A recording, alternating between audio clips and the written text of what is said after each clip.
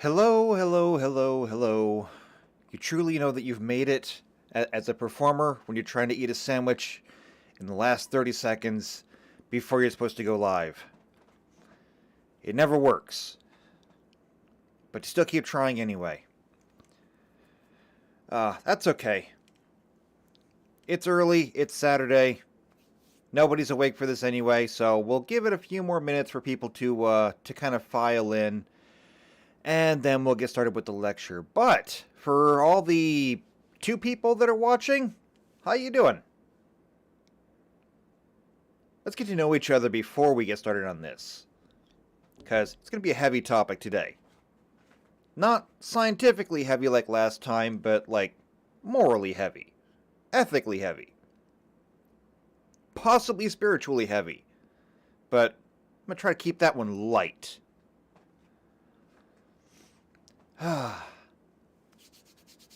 Good to be here, though. Good to be here. Been looking forward to this one. This one's going to be a fun one. For me, at least. For anybody else, I don't know. We'll see.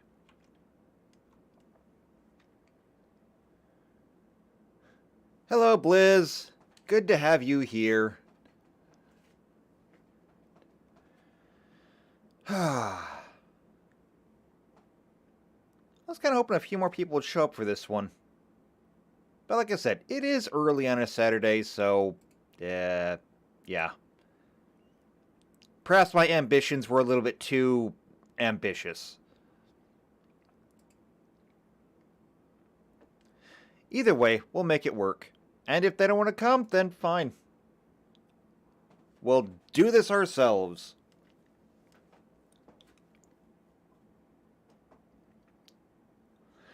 So, before we get started on this, I suppose I should lay a little bit of a foundation.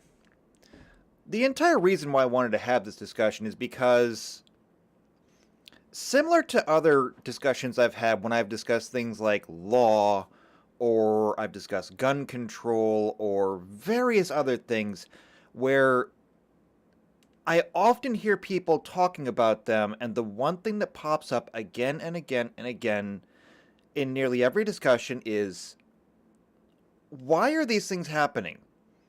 Why is it always happening? Why does it seem to be happening more often? I mean, we talk about laws. And if I did my very first direct message on law. If you want to, just there's a playlist, go look it up. But one of the things that I continuously hear about law over and over and over again, and if you're anything like me and most people, you probably said a few of these things yourself, is that you say, I look at the government, or I look at cities, or I look at any group, and I say, they're committing crimes. They're breaking the law. And they continue to break the law with no real consequences.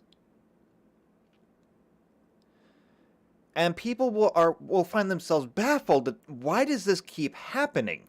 Again and again and again. Don't we have laws about this?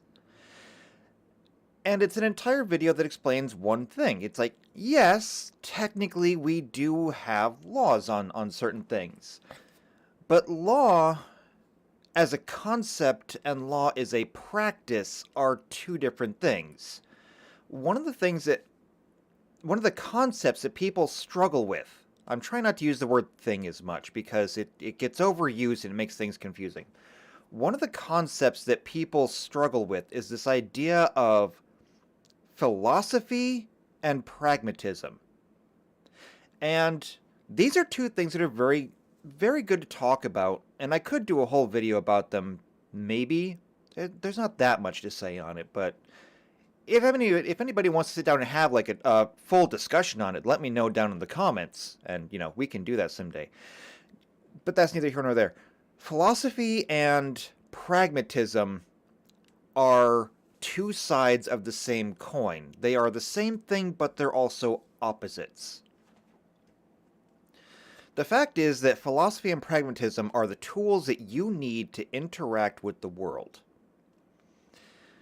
They're opposites, however, because in the one hand you have philosophy, It is thinking about the world. What the world is, what the world should be, how do we get there? It's thinking about the world, whereas pragmatism is doing. A pragmatist might know what the world should be, but a pragmatist will also say, well, that's a great idea in concept, it doesn't work in practice. It's a bit like saying, on a philosophical basis, every human being should have the right to good food and clean water. I don't think anybody out there is going to argue with this. Everyone should have the right to good food and clean water, right? So why don't the people in Africa have good food and clean water? Well, because while it's a great concept, actually doing it is an entire matter altogether. How do you grow the food? How do you clean the water? How do you access the water? Philosophically, we can say that everybody should have universal health care. That's great. We should take care of the people who need it. But where do we get the doctors? Where do we get the supplies? And this is the difference between philosophy and pragmatism. When it comes to things like law, philosophically, we have laws. Pragmatically, however, laws are only the things that we actually enforce. We can say that we have laws against theft, which, we do in almost every population center. In fact, across the entire country. In almost every country across the world, we have laws against theft. But then if we look at places like San Francisco, or, at this point, most of California, they don't actually enforce them. If you're not going to enforce a law, you then must ask yourself, does the law exist? Because a law without enforcement is words on a paper.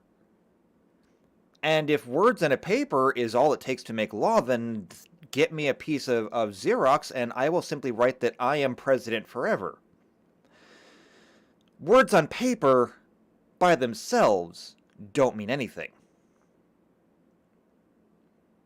And this is the entire basis of what is law and what is not law. I bring up this abstract concept because people struggle with it. And I don't blame them. It is an abstract concept, and abstract things are difficult for some people to deal with, to comprehend. I actually heard about a study a while back where they said that when it came to IQ tests, and by the way, IQ tests are horrible because they just don't measure anything. But regardless, an imperfect tool is still a tool. They said that when looking at IQ tests, I forget what average is supposed to be. I'm not sure. And I forget what each of the levels mean, but I do remember what they said, that people with an IQ of, if I remember right, because it was a long time ago, pretty good memory though, people with an IQ about 90 plus or minus were incapable of really grasping abstract concepts. Like if it wasn't something that was concrete and something in front of them, they couldn't really understand it. And hello, Flame, you have not missed anything. We're still laying our foundations here. We're talking about abstract concepts. But they said that there were people out there who were on the, say, lower end of the bell curve that struggled with the idea of abstract concepts. So if you told them to picture a dog, they might be able to picture a dog because most of us have interacted with a dog in our lifetime. If you told them now to picture a dog that was striped like a candy cane, they would struggle with that because this is a completely abstract concept that does not exist and could not exist. Not without a gratuitous amount of, dye. Similarly, I've also heard stories that there is a certain percentage of the population that doesn't have an inner monologue. And that's kind of weird. I mean, I have an inner monologue. You probably do. If you've ever been alone by yourself and found yourself talking to yourself just inside your head, or reciting lyrics or stories or just remembering music or anything like that, there are people out there who don't have that ability. Now, we don't know why. We don't even necessarily know if this has any kind of impact because some of these people are incredibly intelligent, some of them are incredibly less than intelligent. It doesn't seem to fall into any particular category. But the fact remains that there are some people with whom this concept is just completely alien.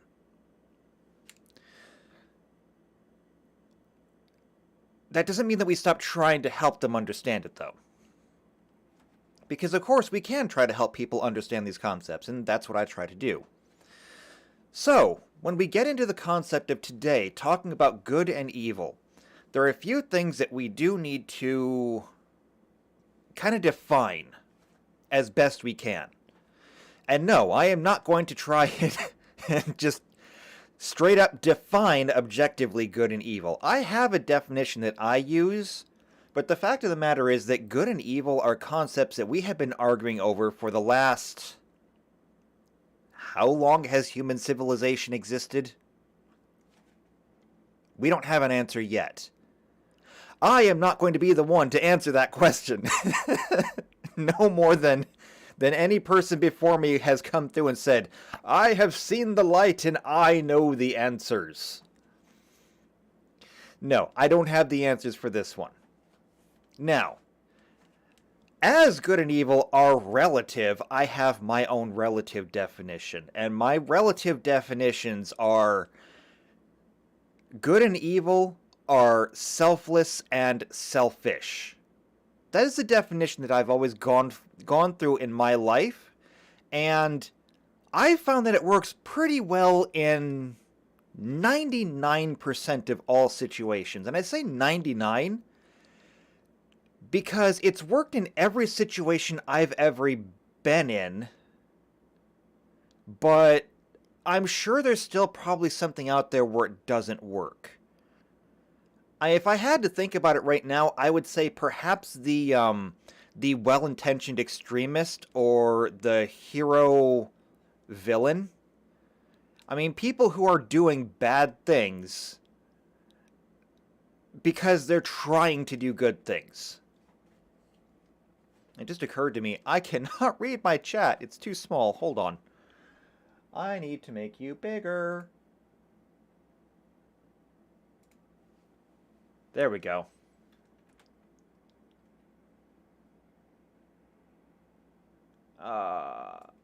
Let's see. Bigger.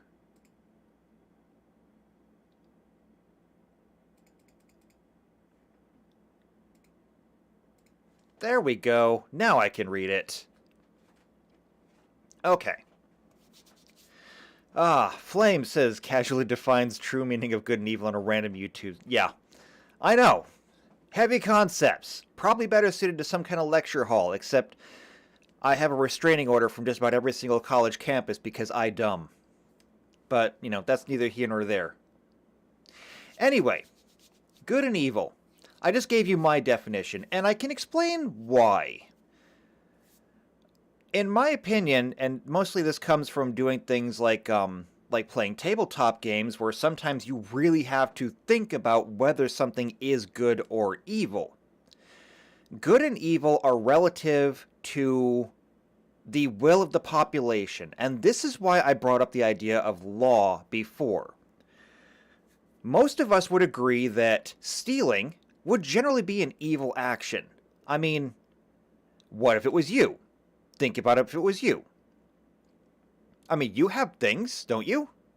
What if I took your things? What would you like me after that? No. No, you would not. So, you would generally regard that as an evil action. But what about places like California? because I'm going to come back to them probably a lot in this conversation. California, who has taken the crime of theft and they have made it not a crime. So, yeah, if they've decided that this is not a crime, then they've also decided that summarily this cannot be an evil action. And Flame, I think you've got it backwards. Or did I say it backwards? Wait, now I don't know who did it backwards. Good is selfless. So basically, as long as it is doing good to somebody else. If it benefits you tangentially, then that's fine. But just generally, if it does something for somebody else, or a lot of somebody else's, it's generally a good thing. Now, if it's bad for you and good for everybody else, now we're getting into the realm of sacrifice, and whether this is good or not, difficult to really understand. Difficult to define, honestly. I mean, there is always the idea of the noble sacrifice. At the same time, there's also the idea of the senseless sacrifice. But either way, generally speaking, the sacrifice only really affects you. Of course, it does affect other people. People that care about you would be, hurt by this. And so you might have to recontextualize that into more relative terms. Again, these are abstract concepts that have been argued for millennia. I said it before, I will repeat it now. I am not going to presume to solve this philosophical dilemma in this stream. Anyway, though. Blizzard says, what about a martyr? Well, before you can have a martyr, you must first have an activist of some kind. Okay? Now, the activist has a cause. Maybe activist is the wrong word, but it's the only word that I can come up with right now. There's a better word for it. I mean, I could say crusader, but given the religious implications that are probably going to be present in this, that might not be the right word. But it is an apt word. Basically, somebody who, before they can become a martyr, before they can die for a cause, they have to first be fighting for a cause. And so if you want to know if it's a good martyr or a bad martyr, really a martyr is just kind of a neutral term because it just means that somebody died doing what they were doing. We first have to go back and look at what were they fighting for in the first place. Was the cause they were fighting for a good one or for an evil one? I mean, if somebody died fighting for the cause to, say, I don't know, end slavery and liberate the slaves, I mean, we would generally consider that to be a good person and a good martyr. But then again, there's always the opposite of that. What if they were a person who was, in a counteraction trying to either uphold or maybe even expand slavery? And then they were killed in the process of that. They're still a martyr to their people. But would we consider that good or bad? Most of us would consider that evil. And I would go so far as to call that evil because, again, my opinion of good and evil being selfless versus selfish, the idea of slavery is literally taking from another person. It's not even as much as taking what they or stealing what they have built or, created. You're not just stealing from them, you are taking their whole person for your own labor, for your own production. It is very much a selfish thing. Now, whether they would see that as so is a completely different thing, and this brings me back to the whole California thing. Theft in California has basically been made legal. Do they see that as evil then? Well, probably not. Granted, a lot of the people who have to live there still see it as a bad thing. They still see it as evil, and they're not exactly happy with their leaders for having done this. But regardless, enough of them have decided this is okay. And so we come back to what is good, what is evil. It is what we all decide it is. Or at least the majority of us decide it is. The majority in California decided these crimes should no longer be crimes. The majority decided that these policies should no longer be considered evil. And so there you go. It is whatever the masses decide. And that is actually a good segue into this discussion as proper. I did a little bit of research before this, not a lot of research. I don't have a lot of notes here because a lot of this is going to be just me winging it because the relative nature of almost everything I want to discuss today makes notes kind of pointless. I could supply all the references that I want, and you could also disprove any references that I had. So this is all going to be basically relativistic opinion. By the way, this kind of relativistic has nothing to do with Einstein. I just want to make that clear up front. Okay? Not that kind of relativistic. Now, in my research, Christianity is the largest religion on the planet. However, Christianity is not the only one of its kind. Christianity is called an Abrahamic religion, and that involves 3 different faiths. One of them is Christianity, of course. The next one is the second largest faith in the world, and that is Islam. And Christianity, I think, is like 30-some% of the world. Islam is 20-something% of the world. And then, of course, there is Judaism. And Judaism is actually really, really small, but still an Abrahamic religion. While they all have different books, they all reference the same people, and they all have more or less similar values. They can never agree on those values, and even if they all did agree, they would still fight over it. But the fact is that they all have similar values. And if you combine all 3 of them together, they make up more than half the population of the world. Now, there's got to be a reason for that, okay? There's got to be a reason for that. And the reason I think, and mind you, this is speculation on my part, the reason I think this is because it has given rules to live by, to survive by. Specifically, it has told a lot of us what not to do.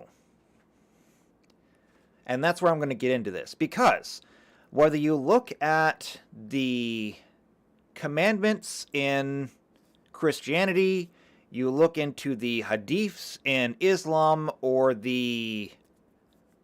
crap, what the hell is it called in Judaism? I forget. No, I got it's gone. I forgot. Either way, they all have basically the same rules. And the reason why I think this is important is because we currently have nations. We have nations, we have presidents, we have prime ministers, we have kings, we have queens, we have dictators and despots and emperors, we have constitutions, we have parliaments, we have senates and congresses and courts. We have all of this now. And with that comes all the laws that our society was built off of. Okay, but if you go back a few tens of thousand years, all of us were living in caves, wearing, you know, pelt tribal wear, hunting with spears, and eating raw meat because we didn't understand fire. How did we get from there to here? And the way that we got from there to here is because we all agreed one day, or possibly over 2 days, maybe there was a conference, I'm not sure. I wasn't there.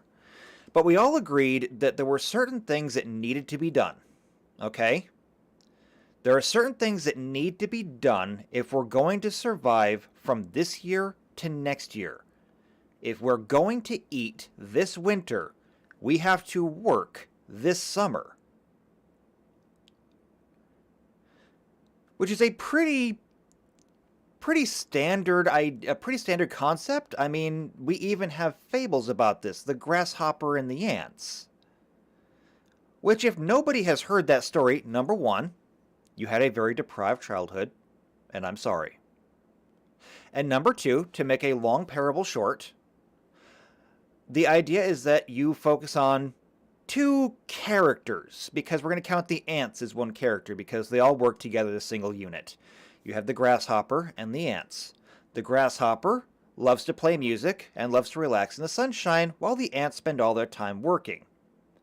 The grasshopper spends his summer playing music and watching the ants work. And he berates them for it and says, "You spend all of your time working. You should enjoy the sun. It's a beautiful day." Of course, the ants continue working until summer is over and the winter comes. And then the grasshopper starves to death and freezes outside, while the ants have lots of food to last them through the winter. It's a parable because we literally did this. Excuse me, it's not a parable, it's a fable. Fables have animals, parables have people. That's how you remember that one. P and P. Parables have people. I just learned you a thing there. Anyway, we had this fable because this is literally what we did. We knew that if we did not gather enough food, if we did not collect enough supplies, if we did not find a source of water before winter, we would die. And so it came to everyone to put forth the effort to make sure that we had this. Yes, Flame, PP. Somebody had to do it, you did it. So we had to get this work done. Now, how do you get everybody on the same page? Well, before we had parliaments, presidents, and prime ministers, we had, here it comes, we had religion. Now, what is religion? Well, religion is two things essentially. Number one, religion is order. And I want to put this one forth because that is what religion is. Religion is a set of tenets that will tell you how to live. Religion will tell you how to wake up in the morning. Religion will tell you how to eat. Religion will tell you how to get dressed. Religion will tell you how to go to work. Religion will tell you how long to work and how hard to work. Religion will tell you when to go home. It will tell you when to spend time with your family. It will tell you how to go to bed, and it will tell you how to sleep. Religion is order. Long and short, that's all it is. And religion is also hope. Because if you have no hope for a tomorrow, if you have no hope that you're working towards something, then you will have no motivation to actually do it. So you need to have the how to do the work, and you need to have the why to do the work. Now, across human history, there's been many religions, and they have all had their own why.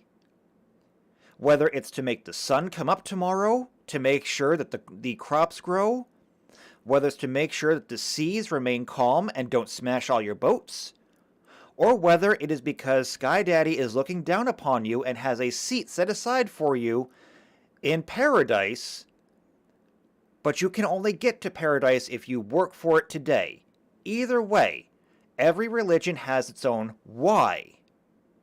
But interestingly enough, if you look at enough of them, and I don't just mean the Abrahamic religions, if you look at the Abrahamic religions, but you also look at Shintoism, Hinduism, what else? But it doesn't matter. If you look at all of them, if you go to like the mythologies, Norse mythology, Greek mythology, Roman mythology, if you look at all of them, the how were you supposed to live remains strikingly similar across all of them. Why is that? Because whatever the why is, the how doesn't change. You need to work hard. You need to be civil. Buddhism is more of a philosophy than it is a religion. The Gautama Buddha is regarded as a holy figure, but not as a god. The Buddha was a man, and he is regarded as a man in every single piece of Buddhist scripture there is. Not only was he regarded as a man, I believe we even have physical evidence that he existed. Like, more than Jesus Christ or any of the other prophets. I mean, we have eyewitness encounters with him visiting different leaders across China. The Buddha was a man. Now, whether or not you believe that he attained Zen, and he then proceeded to advance to some kind of higher plane of existence, that's up for debate. But it's a philosophy because we do not worship the Buddha. We respect him, but we do not worship him. And that's a big difference there. That's also why I did not put Confucianism on there, or what's the other one? Taoism, I think. Or excuse me, Taoism. Those are all philosophies on how to live. It's kind of like religion, just without the worship, which is why I didn't really include it, but maybe I should have. Either way, there you go.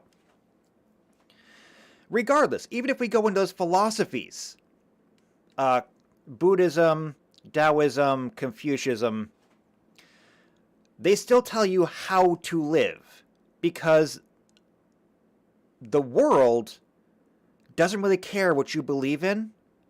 The world doesn't care what you worship. The world is pragmatism made manifest. You either do what the world requires of you, or you die. Pure and simple. And every animal in the world knows that instinctually. Lower animals, no matter how intelligent they are, do not have philosophy. Animals know only one thing. I have to do what I have to do to survive. The wolf pack might not want to go hunting, but hunting is what has to be done, and so the entire wolf pack will run out and drag down a caribou. Even though that caribou could and very well might kill one of them. All it's got to do is get in one good shot. Elephants are largely regarded as some of the smartest animals on the planet. But the elephants do not sit around saying, I don't really feel it today. No, they say, we've got to walk about 15 miles today because there's only one tree left and it's over there.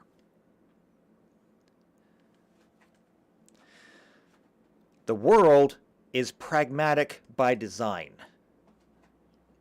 The universe is, for that matter.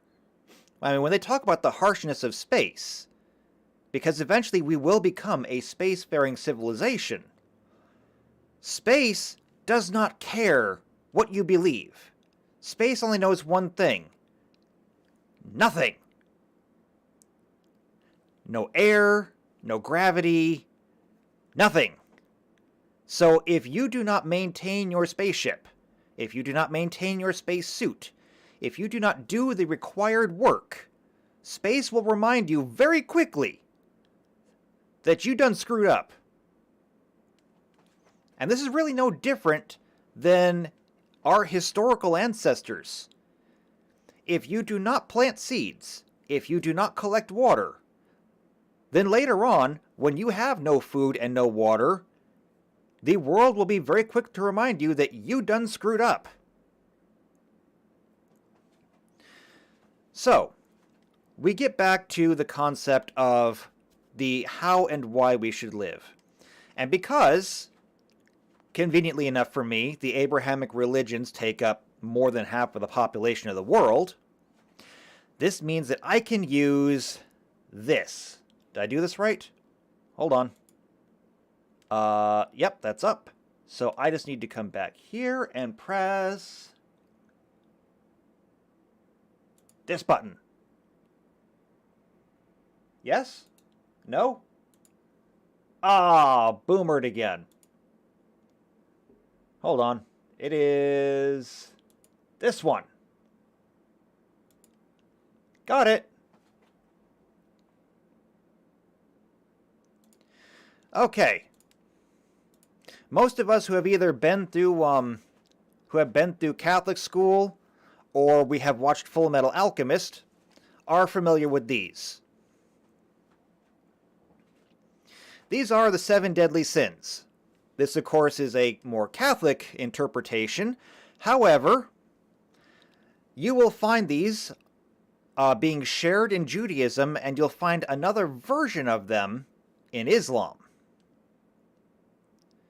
And the reason is because when we talk about what needs to be done, the reason these are on here is because if you don't stamp these out, things don't get done, okay? And we're going to go through each one of these over and over again. Flame says, damn those 7. Like every writer and their mother bases at least one set of characters on these. Actually, that's true. And that's true for a reason. It's true for a reason because when you're writing and you need a conflict, these are great conflicts. However, we're going to go through and we're going to explain them. I'm just not going to leave this thing up here for very long because it gets a little old to look at. Not a bad picture, just I don't want to look at it. However, I will say this is nice because it does come up here with the corresponding virtues. So we're going to go over this real quickly, and I'm going to explain to you why these are the 7 deadly sins. And I want to emphasize that word right there, deadly. Okay? And I want you to think about this for a minute. Why are they the 7 deadly sins? I'm going to give you a minute to think about that, because I bet you probably haven't. You just know them as the 7 deadly sins, and you just assume, okay, that makes them really bad, right? Well, I mean, they are really bad, but why are they the 7 deadly sins? Flame says, because they can cause death? You would be right! I can't give you a cookie, but the next time you have the opportunity, get yourself a cookie, and then just remember that it was from me, okay? They are the 7 deadly sins because they will kill you. And I know what you're thinking. How does that happen? Well, I'm glad you came to this stream then, because I'm going to inform you right now. So, we are going to go through each one of these really quickly, one at a time, because once we get done with this, I'm going to go back to the whole idea of good and evil. Now, I'm going to turn this off. Not the stream. Don't go anywhere.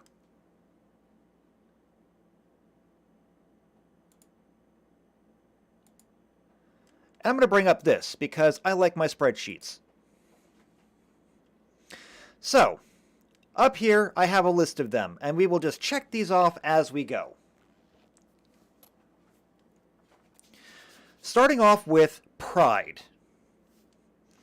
Now, pride is considered a deadly sin. Why? Well, actually, this one is pretty easy. In fact, the first two are pretty easy.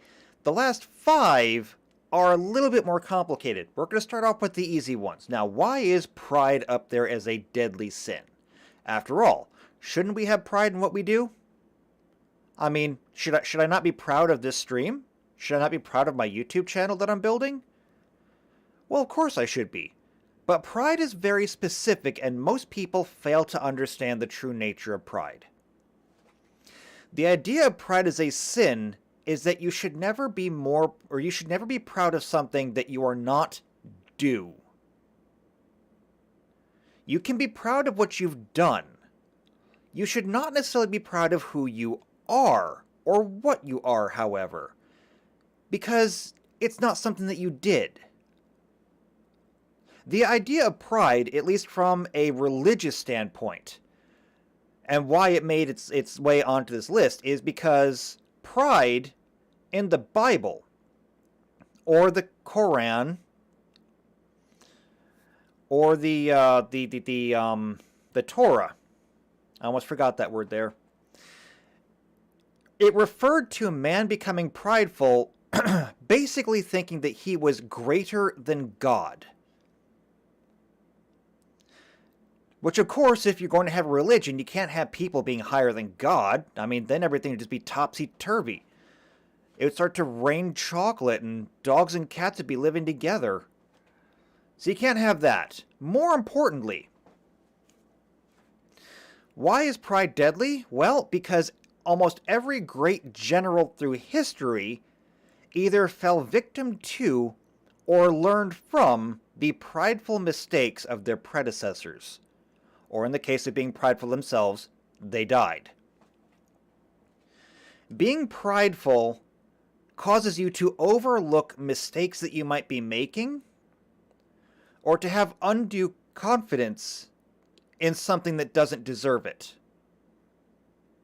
So in the military example, if you believe that you have an undefeatable army, well, guess what? You're going to end up defeated because you never took anything seriously. A great example, and this just came to me because I've been on a real kick about this lately, the Titanic. Literally the pride of the ocean. And where did it end up? The bottom of the ocean. But it wasn't enough that the Titanic sank. Sure, they said, yeah, she's a good ship. She's unsinkable. Not only was it very sinkable, but because they believed that it wasn't sinkable, and because they believed that this had to be the most opulent ship ever made, they didn't put any lifeboats on it. Not even enough for half. And so what happened? Not only did the ship end up on the bottom of the ocean, something like 4/5 of the entire population on the ship, the crew and the passengers, died. There is a reason why they say pride goeth before the fall. It's because those who are not prideful, those who say, I could lose, I could fail at this, those who are cautious tend not to fall. It's that simple. It is pride that says, I don't need to do this right now. Or pride that says, I don't need to do this at all. It is pride that says, I don't need to worry about this. Pride that says, this is not my concern. It is pride that says, none of these things are my problem because they can't affect me. And then they do. It is pride that will kill you through your own ignorance. And that is why pride is deadly. It is a deadly sin. And it is deadly from a pragmatic sense.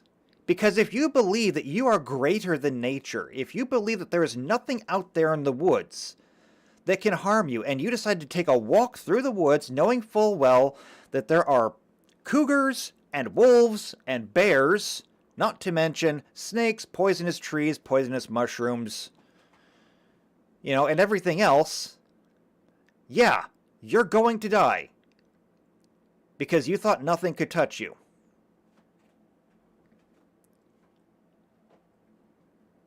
Flame says, so pride is just me not learning for my math exam, and then to be absolutely lost when actually doing the exam. Well, yes, absolutely, that is it. Although, technically speaking, pride would be you not learning from your math exam because you believe that you know everything there is to know about math, okay? Or at least everything about this test. It's not just not doing it, but not doing it because you believe it's below, or you believe it's below you, okay? This is pride. Now, if you want to get into just not doing it, we can do that because I'm going to go ahead and recolor this. We did this. Where's my green? That's turquoise. There's green. Okay. Since you wanted to bring that one up, let's move on to that one. Sloth. Sloth is just not doing things. Okay? Sloth can mean just laying around your bed and being a lazy piece of crap. Okay? There's a reason why sloths are named the way they're named. It's because they don't appear to do anything. And because, well, they don't do anything. But sloth doesn't have to mean that you just lie around all day. Sloth just means that you don't do things. Maybe you do get up in the morning. Maybe you do get dressed. You get something to eat. Maybe you do go to the fields. But you just kind of lean on your tools and chat with people and, wander around, but you don't actually do the work. Or, in the case of Flame, maybe you just don't study for your math exam. Okay? Either way, you didn't do the work. And so, this is the embodiment of you reap what you sow. There's a reason why that saying has persisted across centuries, across millennia, because it's true. And this is why sloth is deadly. Because you do reap what you sow. And if you sow nothing, you will reap exactly that. If you do not sow seeds, if you do not gather water, if you do not weave cloth, if you do not tan hides, then come the winter, you will be freezing, starving, and thirsty, and you will die. Period.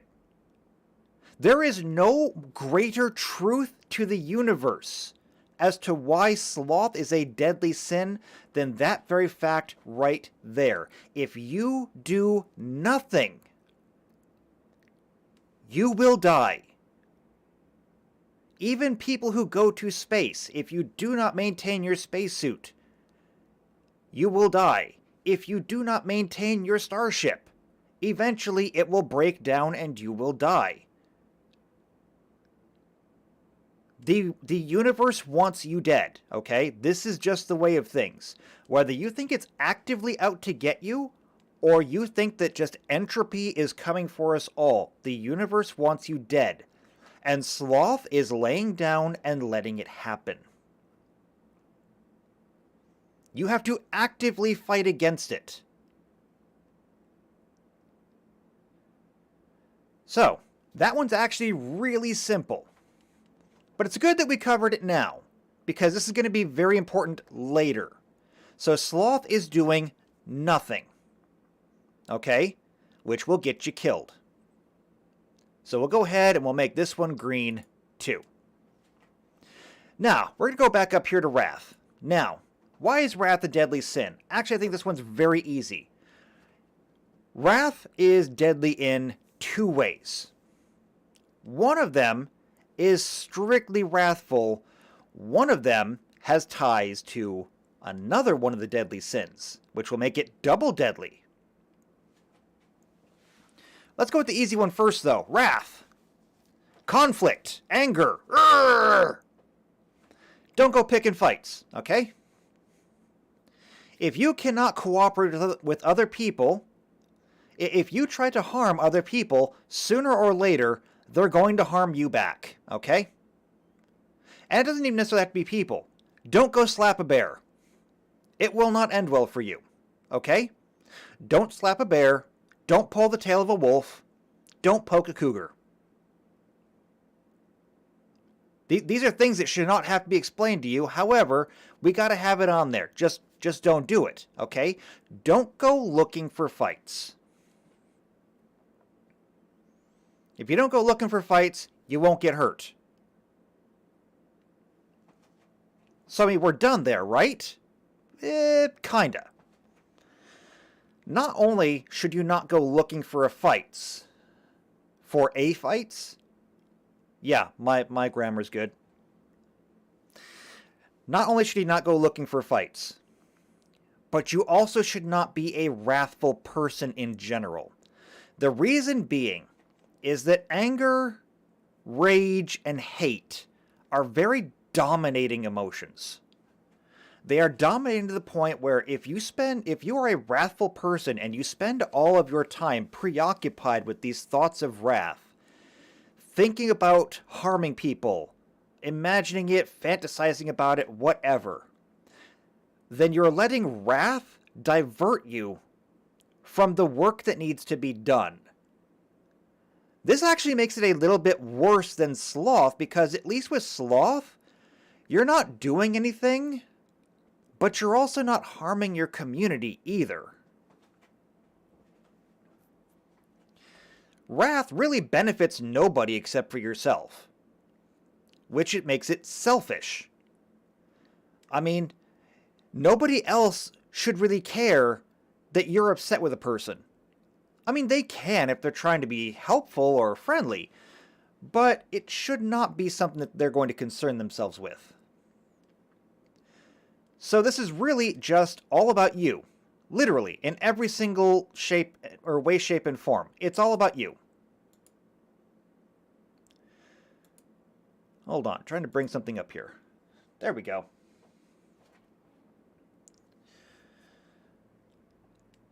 As wrath is a distraction from what you should be doing, that means that maybe you're not sowing nothing, but maybe you only planted half of the seeds you were supposed to, because you were too busy thinking about all the reasons that this person wronged you and all the ways that you'd like to pay them back. Maybe you only collected half the water. Well, it doesn't really matter how much grain you planted or how much water you gathered. Winter is going to last just as long as it always has and always will. It does not adjust the duration of winter to how much you have gathered. And so you did not adequately prepare, and now you're just not going to make it. There you go. That's it. You're done. So that's wrath. And some of these are going to go a little bit quicker than others. Envy. Now, envy is a deadly sin. Why? Well, what is envy? Envy, also known as covetousness, because you covet things. Envy is basically you wanting what your neighbor has, okay? Whether your neighbor has a new coat, or a new truck, or a new house, or a new pool, basically you want the things that your neighbor has. Now, this does not mean stealing the things that your neighbor has. We'll get to that later. But this is just a preoccupation with wanting the things that someone else has. Why is this a deadly sin? Well, for the same reason that wrath is a deadly sin. It's because it is a preoccupation, okay?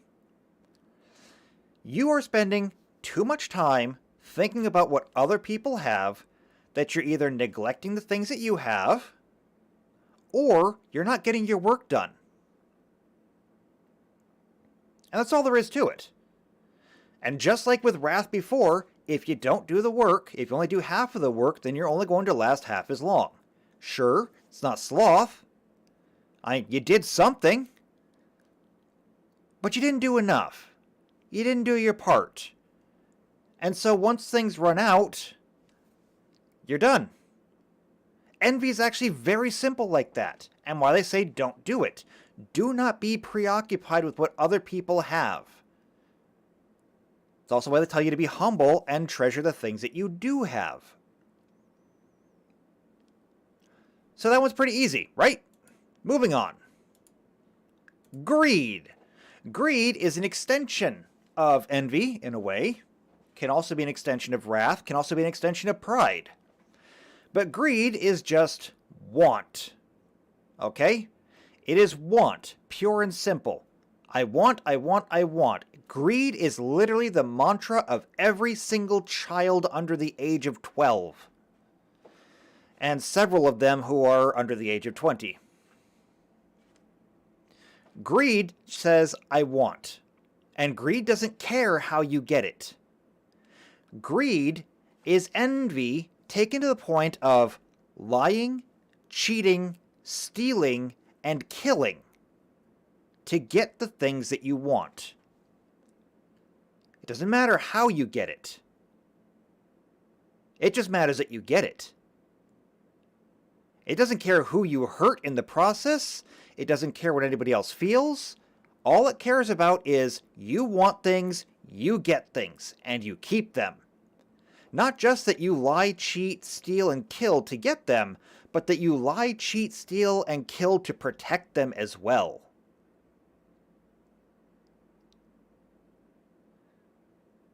Now, I don't think I need to go real deep into why this is a bad thing and why this is not going to help anything. Because a greedy person at the same time might actually be able to lie, cheat, steal, and kill to get enough food, water, clothing, and shelter to survive the winter. But what happens if everybody else doesn't have enough and they don't make the winter? Congratulations, you're the sole survivor. Good luck next year. I mean, if you could make it on your own, you probably wouldn't have been a greedy person to begin with. So, greed. Deadly. Maybe not deadly now. Could be. If you try killing somebody to take their stuff, and they kill you back, that's definitely deadly now. But it will absolutely, always, 100% of the time, be deadly later. And that's what almost all of these are, is they're deadly later. Most of these will not kill you now. Pride, well, okay, depending on what it is, pride might kill you right now. So might wrath if you go ahead and slap that bear. But if you're looking at any of the delayed effects, we're talking about things that will affect you a year on, maybe 2 years on. They will kill you eventually. And they might even take more with you than just you. Greed is like that. Greed might actually just kill everybody else first, and then you might die last. But either way, dead is still dead. So we'll go ahead, we'll make that one green. Now, lust. Most people know what lust is. Most people think of lust in just terms of sex, though. But that's only partially true. I'm not going to say it's not part of it, but lust is a preoccupation with a person. Whereas envy is a preoccupation with things, lust is a preoccupation with a person. And I would even go so far as to say that lust could be envy and greed put together, as long as it's directed towards a person. So we're talking about being infatuated with a person. Lust is desire, yes, but specifically for people, not things. Usually. Not going into that one though. So lust might cause you to be infatuated with a person who doesn't want you, okay? Perhaps you are infatuated with a person who is already involved with somebody else.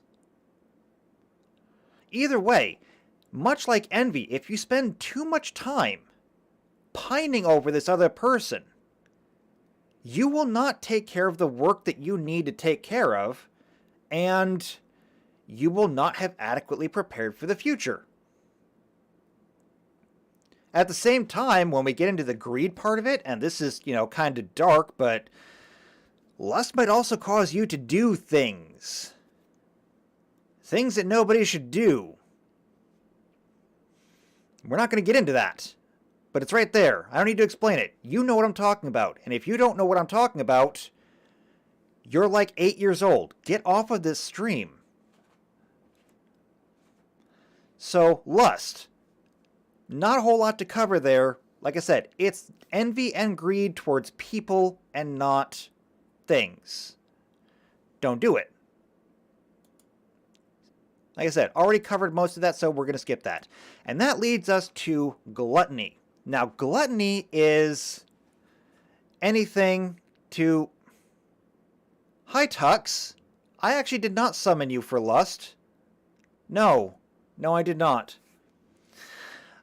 Anyway, moving on. Gluttony.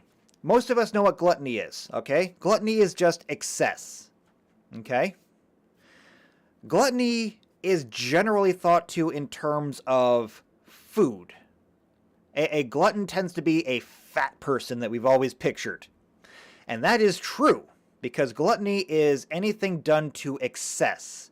Now, food is obvious, because if, let's say, you are gathering food for the winter, and you've eaten half of it before winter has even begun. Congratulations, you have just made yourself a part of history. Because no one's going to be alive by next year. But gluttony doesn't necessarily refer to just food. Gluttony can be anything done to excess. Alcohol is obvious. Drugs are obvious. I mean, I have always argued that, drugs should be legal, and if somebody wants to try and do cocaine within moderation, they should be allowed to. But the fact is that, one of the reasons why things like cocaine and heroin and all that stuff are illegal is because they really can't be done to moderation. Sad, but true. So gluttony is simply doing something excessively, either to the detriment of others or the detriment of yourself. Because if you do something to the detriment of yourself, then you can no longer contribute to take care of yourself. The same thing can be true of many other things. Things that I'm guilty of, things that you're guilty of. I mean, we all have smartphones these days. How much time do we spend on smartphones? More than we should, and we all know it. How much time do we spend online? More than we should, and we know it. How much time do we spend doing a lot of those things that we enjoy doing? Well, generally speaking, more than we should. Now, does this mean that we're going to die tomorrow because of it? No, probably not. However, talking about things done to excess and how they will kill us later. In modern society, we would look at things like our retirements. When you were younger, did you spend all of your time hanging out with friends and playing video games and things like that instead of either going to school or working a job that would give you a nice retirement? Well, most of us have, for various reasons. Sometimes they're within our control, sometimes they're not within our control, but either way, they both end up the same way. The fact is that even if you do everything right, some people still lose. It's not fair, but life's not fair, unfortunately. What we can say is that if you try, sometimes you lose. But if you don't try, you will always lose. Which is, why I started doing these streams, because I kept saying that, well, I'm not trying, time to start trying. That's neither here nor there. Gluttony and sloth can go hand in hand, because if you spend all of your time indulging in something else, then you're just not doing the things that you should be doing. Gluttony also has a bit of an overlap there with envy and lust, because, well, it just is. If you're spending more of your time, excessively ogling your neighbor's speedboat or trying to sneak in peeks of somebody that you're infatuated with, you're not doing the work. You're doing this excessively. I should say that this is where we need to put this little caveat in. Having feelings is not a sin, okay? Feeling attraction towards another person, even if that person is, say, married, or if that person has already said that they're not interested, having feelings for that person is not a sin. It's not bad. Feelings happen. It's indulging in them that is. I mean, your neighbor got a new speedboat. It's very pretty. It's shiny red. It's got flames on the side because flames make it go faster. Having envy toward, or having desire to have your own speedboat is natural. However, spending an inordinate, excessive amount of time thinking about your neighbor's speedboat, instead of, say, restructuring your life and saying, I'm going to get me my own and I'm going to work extra hard to get it, that's the problem. And this all comes back to gluttony. Yes, flames are the best. They make everything go faster. Painting it red also makes it go faster, so, double fast. At any rate, gluttony. Anything to excess. Don't do it. The reasons are obvious. So we'll go ahead and we'll make this one green, and that finishes up that part. Now, did I title this stream, we're doing the 7 deadly sins, or did I talk about how we're discussing good and evil? Oh, that's right. We're discussing good and evil. Right. So, back on course. Actually, we're still on course. We never left the course. This was always intended. This is not a tangent. This is actually part of the presentation. You haven't won this time. The reason why I put all of this up here, and why these are the deadly sins, and why they are considered sins, they are considered evil. Sorry about that. I need a drink real quick. Then we'll get into this, so just a second. I have a whole jug of water here.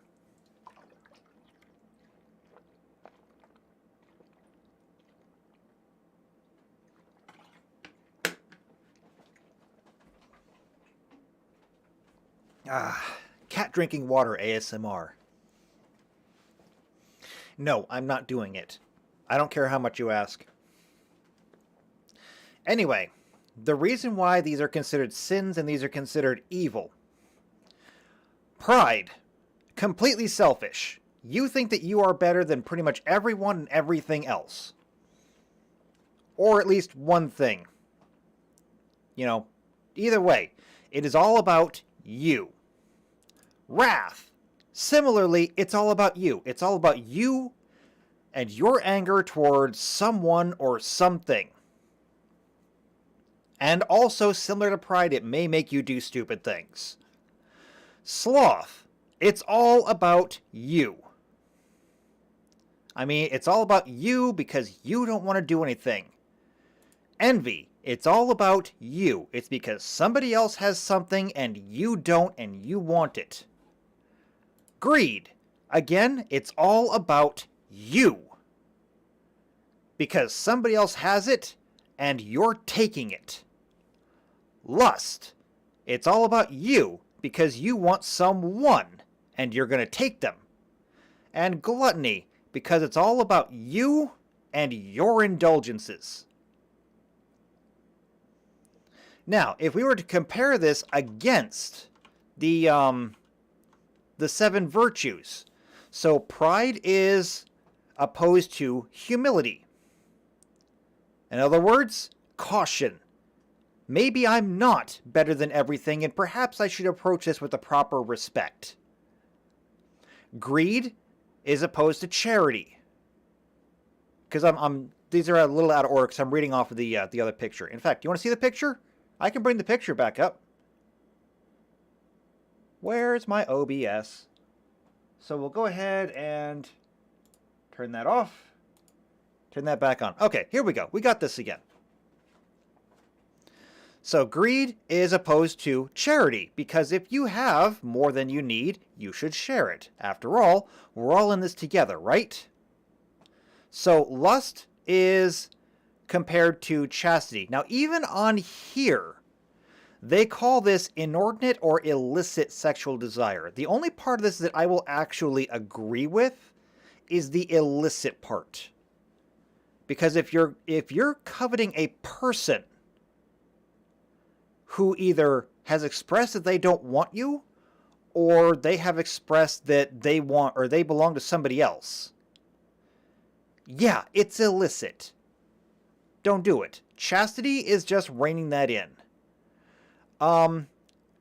For envy, it's opposed by gratitude. Why?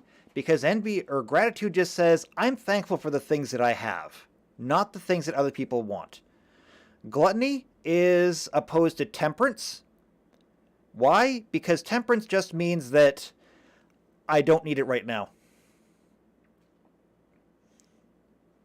Yes, food is great, but I don't need to eat all the food now. I've already eaten enough. Wrath or anger is opposed to patience. There's a reason why they say patience is a virtue. It literally is. Now, is what I call wrath opposed to patience? I suppose. Not really the most I would have, but patience is good. I guess I can't agree with it too much.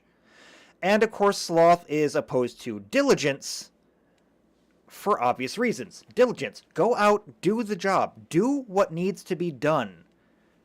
And that doesn't necessarily mean that you do until you feel like you've done enough. You do what needs to be done. And it doesn't matter if it's somebody else's job. It doesn't matter if it's somebody else's responsibility.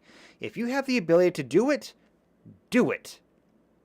Not because it's your responsibility, not because you're getting paid for it, not because you're getting recognition for it, but just because it needs to be done.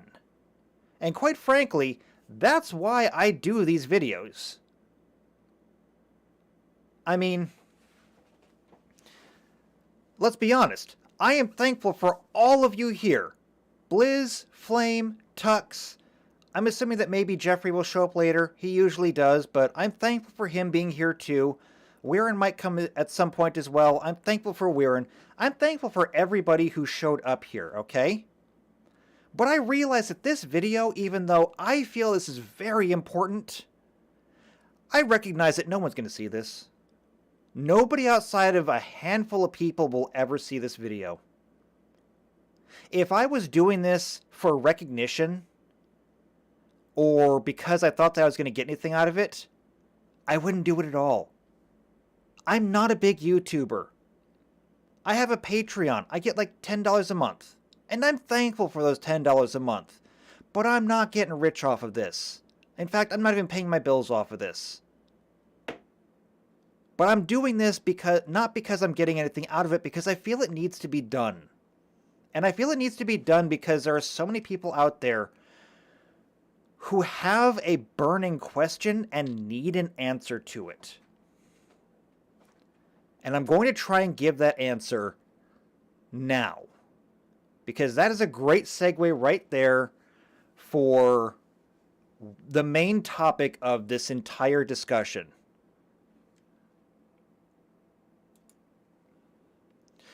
And that is good and evil. Now, a lot of us right now, if we watch the news at all, we hear the word evil being thrown around a lot.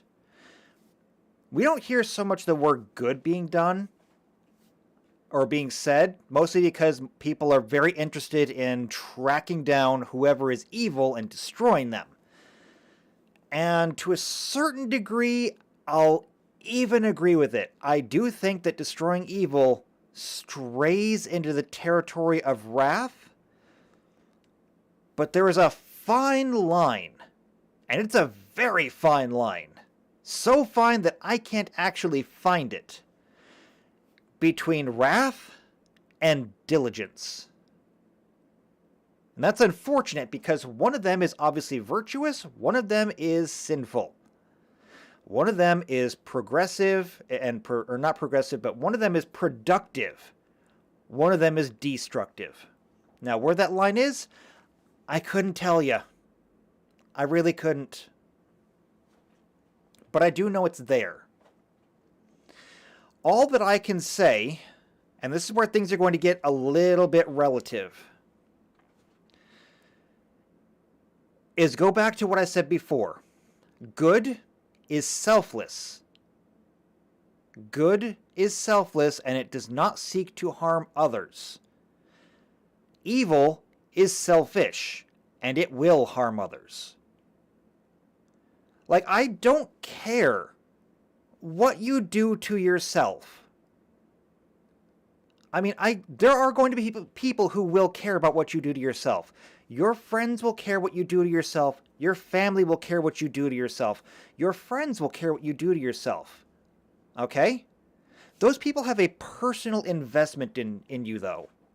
What I'm talking about is the average person, you know? Joe Schmo out in the middle of somewhere, don't know him, never met him. I don't care what he does to himself. I will care if he does something to others, though. If he decides to open up a soup kitchen, I will give him a thumbs up. If he decides to become a mass murderer, I'll give him a thumbs down. If he does absolutely neither of those things and just stays to or keeps to himself, I don't care. That's kind of the way things are. So when we look at the world around us, and we look at what is good and what is evil, I think we first have to look at, number one, are the things that they are doing either giving to society or are they harming society? Now, there are a lot of examples of this, and I'm not going to get into any of them, okay? I'm not going to even touch that in this discussion because we could be here literally all day, and I'm not going to do that. So, all I'm going to say is that you have politicians, you have activists, you have groups that are sharing different either feelings or they are putting forth policies or signing laws because they believe that they see the direction that, you know, they believe they think they know which direction society needs to go. I'm going to say right now that in general, most of them are guilty of pride. And I don't think anyone's really going to argue with that one. Most people would agree that in order to even seek that kind of position, you would have to be a prideful individual. I would temper that, though, by saying, again, pride is an undue inflation of your own sense of self-importance or ego. I mean, if you were to say, take a person who has never worked a day in their life, which tends to be most politicians. I mean, they went into politics either because their family was in politics or because they went into college and from there went straight into politics. But if they've never really done any work and then they seek to tell the working person what they should be doing, I would call that undue pride. Believing that they know better from something that they've never even been a part of. At the same time, though, I'm actually a big fan of people who have done previous military service going into politics, especially when it comes to military decisions. These are the people that have not only experienced it firsthand, but they have been on the other end of it. It's their experience that gives them the insight they need to properly guide it. And thus I would not call that terribly prideful. Either way, though, we have a distinction here where we can say that one of these people is more likely to be more selfless than selfish. Here in the US at least, I think they did a study and they found out that politicians in general, at least in the US government, in places like Congress and the Senate and all those, who have an annual salary of, I think it's like $250,000, became became millionaires in less than like 2 years. Which, if anybody is any good with math, you should say, wait, but how? Because it's a big problem. It's a big problem because these people don't really represent anyone underneath them. It really looks like they're in it for themselves. Which they probably are. I mean, we can go back and we can call that a lot of different things. Envy, gluttony, greed, maybe even a little wrath given how some of them behave. Definitely pride. But it's very obvious that when they took the position, they went into it for themselves. Now, they might say they're doing it for others. They might say they're doing it for others. But you have to regard their actions. And this goes back to what I started this with, when I talked about the differences between philosophy and pragmatism. Philosophy being what we think, and pragmatism being what we do. I said that they are both the same coin, because they are both tools that we need to use, but they're also both opposites. A politician may go into office and say that they are going to do all the things. All of them. And then they do none of them. And that's a statement that it's an overgeneralized statement, but it's one that I'm going to use because we all know that it happens, and because the number of people who actually do stick by what they say they're going to do is a vanishingly small amount. And we all know that.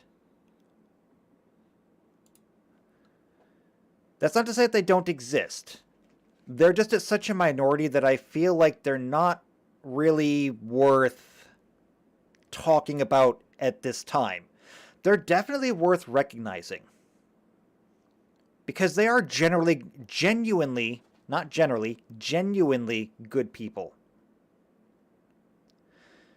But they're not the subject of today's discussion. They are in a tangential way, but they're not the source that I want to get into now. Because, as I said before, people throw the word evil around all the time. Now, part of the problem with this is that good and evil are relative. They are relative, and more importantly, they're subjective. And I have to bring that up again, because going back to my California example, the people who decided to write the laws to make theft, if not legal, then at least decriminalized, which basically means we do not recognize it as legal, but we will no longer stop it when it happens. It is everything but the endorsement. The people that did that did believe that they were doing the right thing for the right reasons. And this is where it gets really, really messy. So strap in and put your helmet on. They believed that they were doing the right thing. Now, did they genuinely believe it? Yes. Well, maybe. I'm going to say yes, because I'm going to be extremely generous here. I am going to be the most generous I have ever been, and say that they absolutely believed that they knew or they thought that they were doing the right thing and they were doing a good thing. Because the alternative to believing that is to believe that not only did they do this, having the consequences that it did, but that they did it knowing full well what the consequences would probably be, and then they did it anyway. Which means that there would be absolutely no virtue here at all, and it would be a completely 100% evil action, knowing full well that this will not help any community, and this will only hurt an even greater number of communities. At least if we assume that they thought that they were doing the right thing, we can assume that these were unintended consequences, or it was not born of malice, but of ignorance. And as the saying goes, what is it, Hamlin's razor? Attribute not to malice that which could be explained by incompetence. Now, just as a little bit of a caveat for that one, I love Hamlin's razor. I do. I really do. I try to use Hamlin's razor every single day. There does, however, come a point in which using Hamlin's razor becomes complicit. Because you can only accept incompetence so many times before one of two things becomes true. Number one, you can only assume incompetence so many times until you have to assume that the people are no longer incompetent, but in fact are fully competent and aware of what they're doing. And we see this with people, with protesters, activists, politicians, things like that, who not only do something that harms either a person, a group, or a community, but they continue to do it repeatedly, over and over and over, to the same result every time. At some point, you have to stop attributing ignorance or ineptitude. You have to assume they're doing it on purpose. Or, number two, if you still believe that after they've done the same thing over and over and over again, to the same result every single time, and harming the same people every single time, you then have to assume that it's your fault. It is your fault because you haven't stopped them. And I know what the immediate result of this is. When you talk about a state like California, how are you supposed to go up against the state of California when they refuse to basically use their police? And the answer to that is actually very simple. If the police aren't going to help you, it's up to you to help yourself. Come hell or high water, if you have to die trying. It's unfortunate, but again, life and the universe are not fair. They're not. I said it before, I will reiterate it here. The universe wants you dead. And it really does not care how it achieves that. So it's up to you to keep you alive. It's up to your community to keep your community alive. And if other people are not going to help you, then you have to do it in spite of them. Not roll over because of them.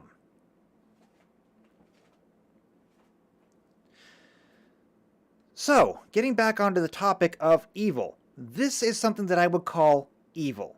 Because it's not benefiting anyone. It's benefiting the state in a multitude of ways, because every time crime goes up, they get to pass new legislative powers that gives them even more broader sweeping powers. politicians get pay raises, activists get new causes, and probably more money as well, because, let's face it, they're in bed a lot. But that's not the purpose of this conversation. The purpose of this conversation is to identify the actions that people are taking and how to gauge them. This has been an example, but you can use this as a lens for every single politician you ever hear from, every single activist that gets interviewed, every single person who goes out there and tries to do something for the community. I'm not talking about your average person who wakes up in the morning, goes to work, comes home, goes to sleep, and then does it again, okay? These people are doing their part. They are the gears that keep us going. And in general, they're good people. Which is why you have always heard that the majority of people are good. You will, of course, have those people that will come out and say, yeah, the majority of people are evil, and they're only really kept in line by, the fact that there's consequences for things. No, actually, I disagree. Most people are good people. Most people, if you were to drop $50, would pick it up and hand it back to you. And the reason they do that is because if they were to drop $50, they would want somebody to do the same for them. Most people are good. And it takes a lot to tempt a person into doing something bad. It is also true that everybody has their price. Okay? Everybody has a certain line at where their morals will fail. Some are lower, some are higher. Some people of extremely strong conviction will never break at all. But everybody does have that line, generally speaking. What we're talking about is the people who are actively going out there and either saying they're doing good or trying to do good. And how we can evaluate whether or not they're actually doing so, or if they're putting up a facade and actually doing it for themselves. And the reason why I even got started on this, because I've wanted to do this video for a long time, but I was never really able to put it into words until I had a conversation recently because of the recent goings-on in Canada. And if you missed the news out of Canada, about, 2 years ago? This month, I think? We had the trucker convoys that went through Canada. Now, I'm not going to go into even a summary of that, simply to say that it happened. And it lasted for about 2 weeks, I think. 2 weeks? 3 weeks? Something like that. It ended when the Prime Minister of Canada initiated the Emergencies Act, I believe it was called. Basically, he instituted martial law, just under a different name. It allowed him to bring in the police and the Mounties. And the Mounties, for anybody in America, is basically the equivalent of a combination of the federal police and the National Guard. Like, they're like the federal police in that they can operate within the country, irrespective of state or province. But they're also armed like the National Guard. And they have permission to basically use their weapons like the National Guard. So he called in the Mounties, along with a whole bunch of other, let's just call them militarized agents, to clear everything out. It was a human rights violation on such a scale that the European Union nearly removed Trudeau from their building when he showed up later that year. And I'm not talking about other nations who had any kind of personal stake in this. Most of the nations that spoke up, you probably couldn't find on a map. Okay? They were that small and insignificant. But they at least had that kind of moral character to say, We lived under the Nazis. And you don't belong here. Russia also condemned Canada for what it did, but we don't care what Russia has to say right now. So that happened, and that sparked this entire conversation over good and evil, because, of course, what happened after, 2 years of investigation and Senate, I believe it's the Senate, basically their equivalent of our Supreme Court. He was, of course, exonerated of any wrongdoing. To which most people said, you brought in the Mounties against civilians. You brought in guns, armed soldiers of a lesser caliber, but armed soldiers nonetheless, against your own people, and you did nothing wrong. Because there's no accountability there. Now, of course, this is nothing terribly surprising to any of us. We're well used to at this point. Politicians doing bad things and facing no consequences for it. So why am I even bringing this up right now? Remember what I said about the 7 deadly sins and why they're deadly. And why I bring up the idea of evil. Why are we so obsessed with this idea of evil, okay? Why am I bringing up politicians, the sins, and evil together in one thing? Because evil is destructive. Evil, if left to flourish, if left to fester inside of your culture, will destroy your culture from the inside out. Evil can easily be lensed into the 7 deadly sins. And if you allow this to happen, your culture will die. Not necessarily today. Not necessarily even tomorrow. But if left to fester, they will kill your culture later on.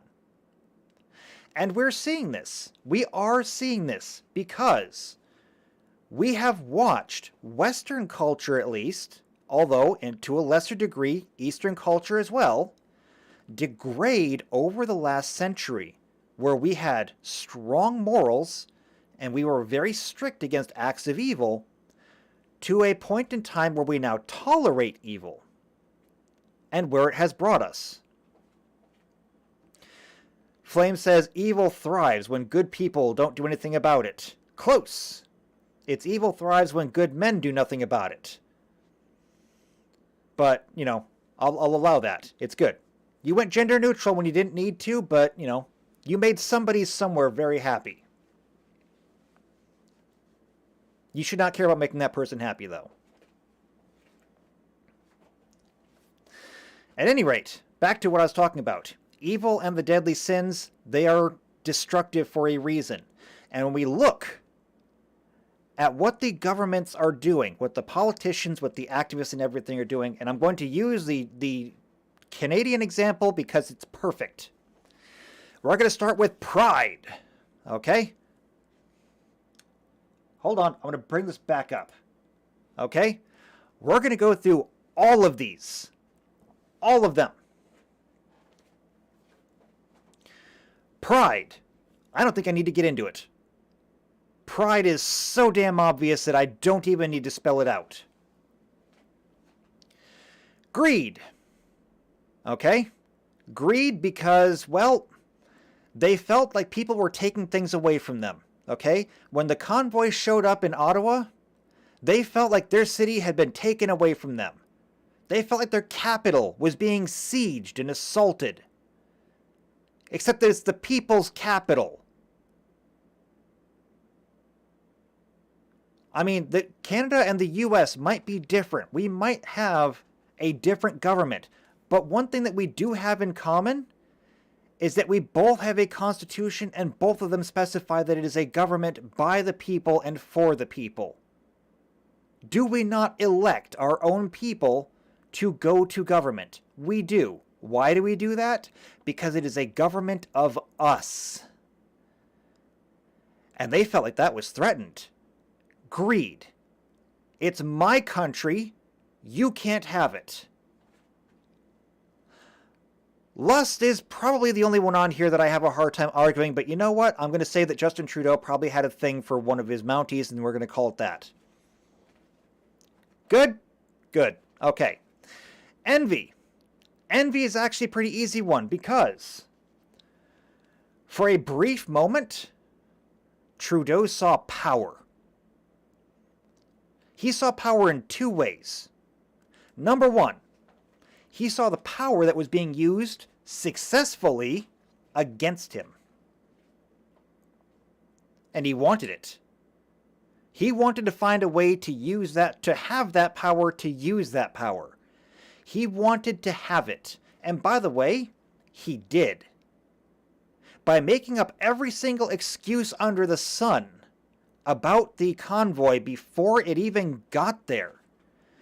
By making every single insinuation these people were diseased in some way, or they were evil in some way, racist, supremacist, anything. He managed to galvanize the other half of Canada to his side and build himself an army that way. The other way, of course, is once they got there, he saw the emergency powers and he said, I can have that. I want that. I want that, and now I have a way to get it. Which, of course, he did. And, of course, that takes us all the way back to greed, because he took it. He took more power for himself than had ever been taken before by a prime minister. Gluttony. Well, gluttony is actually pretty easy, even if it might not be obvious, because the fact is that during that time in Canada, when people were being prevented from working and they were being put under undue stress from regulations and policies and everything else, do you think that Justin Trudeau ever missed a meal? Or do you think he might have moved from 3 to 4 meals in a day just to keep his strength up? I can't prove the latter of those, but I can guarantee the former. No, he never missed a meal. In fact, he was never concerned about missing a meal. He had everything he ever needed and ever would need, and he could indulge upon it at any time. I'm not even going to get into any other absolutely unbased accusations, things like drug use, things like, sexual affairs, or anything like that. I don't need to, because the fact is that even if he didn't, we all know other politicians who have. Wrath? Oh yeah. I think we can agree on wrath. And then sloth. How can you have wrath and sloth at the same time? How does that work? Actually, it does. Most of us can agree on what a leader should have done. Even if we don't have the full picture, even if maybe there's things about the situation that we don't understand, most of us can at least agree that before anything went as far as it did, as a representative of the nation, he probably should have come out and tried to diffuse the situation, maybe discuss things, maybe come up with a compromise. There were any number of peaceful solutions that he could have tried before he went and did what he did. How many of them did he do? The answer is none. He gave many press conferences, and all of them did nothing but ratchet up the tension and the temperature of the nation. Because he wasn't interested in finding a solution, he wasn't interested in keeping a cohesive society. He wasn't interested in being a leader to those people. And by the way, he's still not. I mean, I just feel like I should point that out. He's still not. He could care less about those people. In fact, I take it back. I think he cares a great deal because he probably still hates them. But he's not interested in doing the job. He's not interested in leading a unified country. He's not interested in doing any of that. He doesn't want to do the work unless it directly benefits him in some way. Which then brings me full circle back to the idea of evil. Evil is doing things for yourself. It is doing things selfishly. It doesn't matter who it hurts, as long as it at least doesn't hurt you in the end, but preferably benefits you in the end. So, it's as opposite to good. Because a good person will do for others around them. Hopefully not at their own expense, but if their own expense is required, then they will do it at their own expense. Preferably one before the other, though. Evil will do it for their own benefit, and even if it's not at their own benefit, as long as it's not done at their own loss, no matter who it hurts, they'll do it. And so he did. And this is something that we see in many of the various movements and governments around us right now. Which is why I wanted to do this video and leave you with this lens. The next time that you see somebody on TV or on the internet talking, I want you to be able to think back to this video or come back to this video at some point. How long have I been doing this now? Where's YouTube? Let's see. I've been doing this for... Where is it? I can't find it. Oh, wait. Here we go. I've been doing this for almost 2 hours. What the hell? Why did no one tell me to shut up? At any rate. I wanted to do this video because I wanted you to be able to use this as a lens. So the next time that you see somebody come out and they're speaking, you can stop for a moment and think critically about this and say, these are your words, okay? Your words versus your actions.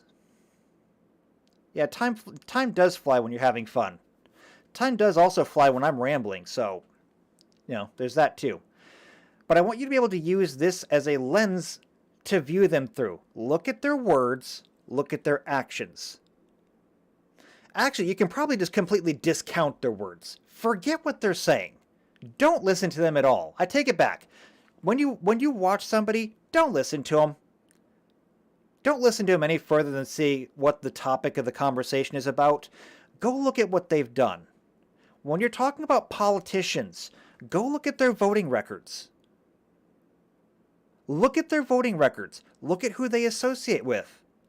Look at what committees they've been on. Look at what they've done. And then ask yourself, are they benefiting the community or the country, or are they benefiting themselves? The same thing is true of activists. It doesn't really matter what movement it is. Look at what they're doing. Not necessarily what they're saying. You already know what they're saying because they're part of a cause. You already know what the cause is. You know what the outcome of the cause should be. But look at what they're actually doing. And as much as people are not going to like this one, I'm going to go right back to Black Lives Matter. Because it is a great example. Because Black Lives Matter, on its face, is great. When Black Lives Matter started off, absolutely no one in the world had a problem with it. In fact, they were all on the side of Black Lives Matter. You saw conservatives and Republicans and everyone else changing their profile icons and sticking up for the whole idea of Black Lives Matter because it's like, yeah, Black lives do matter. And they do. However, as far as the organization goes, what did they do? We had an entire year plus extra of urban violence, of arson, destruction, violence, murder, outright murder across multiple nations, including nations who literally had nothing to do with it. I forget which nation it was. It was some nation either in the Caribbean or northern South America. Maybe it was in Africa. I forget where it was. But it was literally an all-black nation that had Black Lives Matter protests. And it's like, why? Well, it wasn't until much later that we found out that what had started off as a movement had been largely taken over by people who were using it for selfish ends. We found that out when we found the leaders of the entire movement living in multi-million-dollar mansions and buying more of them. And because many of these things are public transfers, because deeds and such are public information, it exposed the entire thing for what it was. It was evil. Not the movement necessarily, or at least the concept behind it. Philosophically, it was a very good movement. Pragmatically, however, it was the embodiment of evil.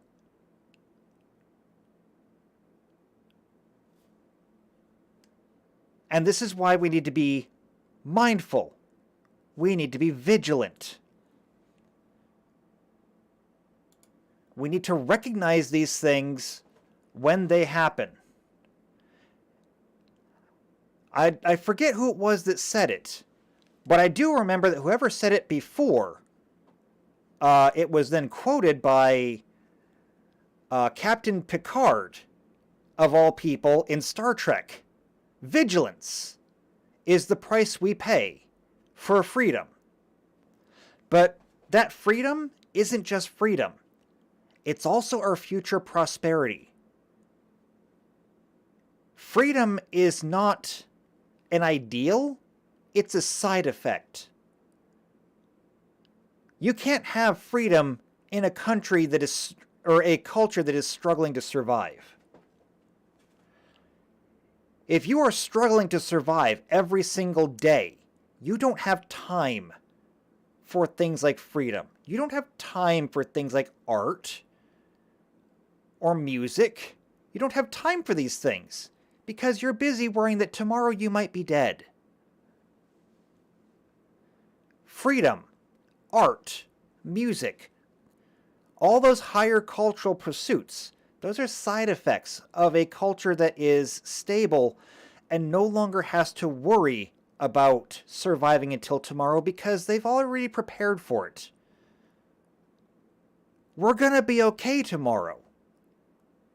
We're going to be okay the day after that. So we can take the time to write music, to compose poems, to tell stories, to play games. We can even indulge a little bit, not a lot, but a little bit, because we'll be okay tomorrow. The problem is, though, that when you take these things to excess, when you take them to lustful and gluttonous excesses, when you allow sloth and greed and envy and pride to flourish inside of your culture, those numbers of tomorrows start to dwindle. Sooner or later, you run out of tomorrows to spare. And when you run out of tomorrows to spare, well, now you're grasshoppers. And winter's coming. So the only way to make it through the winter is to see the world for what is really going on, to identify the actual evils that need to be stopped so that we can all come together, get ourselves back on track, much like the ants, and prepare for the coming winter. And then, if we have a little bit extra when the summer comes again, then we can celebrate. So that's about all I had to say on this subject. It was a bit more of a discussion than I thought it would be, but hopefully you can take something away from this. I did my best to keep everything as concise as I could, but I know I tend to ramble a little bit. I try. I'm still pretty new at this, but I'll get better at it over time. Presentation takes practice. Still, I'm looking forward to doing more of these. I don't necessarily have anything lined up for next Saturday. So if there is something you would like to have discussed, suggest it to me. Preferably leave it down in the comments, and I can always throw that up there for a discussion. If not, I'll have to come up with something on my own, and I don't know that I have anything ready yet. I'll look and see what I have. I'm getting better at posting these streams ahead of time. So if I have something planned for next Saturday, you will know about it by, at the latest, Friday. You should see the stream pop up there. It'll say upcoming. So you should know then if there is one. These Sunday streams will always happen regardless. They don't need a whole lot of preparation to them because they're either just gaming or something related to that. These take a little bit more preparation. If not actual notes and research, then I at least have to have my thoughts in order before I do them. So no promises for next Saturday unless you have something.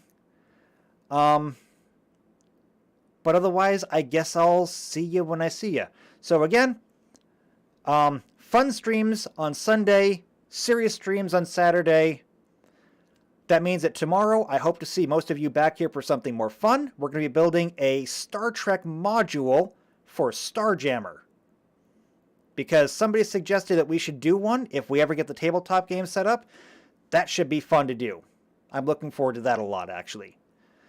In the meantime, I hope you've enjoyed this. I hope you take something away from this. And until the next time... Wait, I almost missed it. I almost forgot to do it. Subscribe to the channel if you haven't done so already. I'm pretty sure everyone here has already subscribed, but if you share this video with somebody else and they haven't, please, I'm literally stuck on 225 subscribers. I have been watching my subscriber count every day go up and down. 26, 24, 25, 24, 26, 25. I'm stuck. I need someone to get me out of this rut. So please subscribe. Leave a like on the stream if you thought it was worth it. If you know somebody else who might enjoy this, or who might like, well, either they like the discussion or they really just like having background noise on for 2 hours, that works too. Share this video with them. Otherwise, yeah, leave a like on the video, leave a comment down below. Flame, comment after video down below, please. Otherwise, I never get notifications of it, but I see it. I see you. Leave a comment down below, and I will see you next Saturday for, or well, next time. Maybe not next Saturday, but next time for whatever it happens to be. And until then, take care.